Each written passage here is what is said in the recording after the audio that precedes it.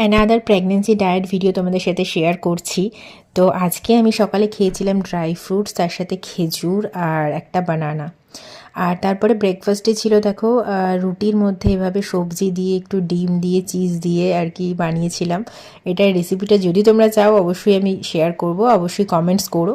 তারপরে খেয়ে নিয়ে একটু রোদে বসেছিলাম, আর তার মাঝখানে একটুখানি ক্লিক করলাম আমার মেয়ের ঋদ্ধির। ও অ্যাকচুয়ালি আজকে ফার্স্ট টাইম পুজো করছিল, তো ওই জন্য তোমাদের সাথে একটু শেয়ার করলাম, তোমরা অবশ্যই কমেন্টস করো।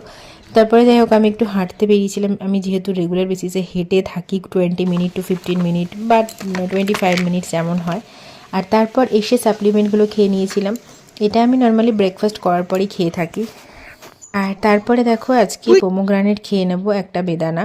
তো একটা বেদানা সবটা খাইনি, তার মাঝখানে দিদির সাথে একটু ভিডিও কলে কথা হচ্ছিল। তো বেদানা কিন্তু খাওয়া ভীষণ ভালো, অবশ্যই কিন্তু উইথ বীজগুলো ফেলবে না, মানে চিবিয়ে বীজগুলো খেয়ে নেবে, ওটা ফাইবারের কাজ করে। আর তারপরে স্নান টান করে এসে একটু ক্রিম মেখে নিলাম।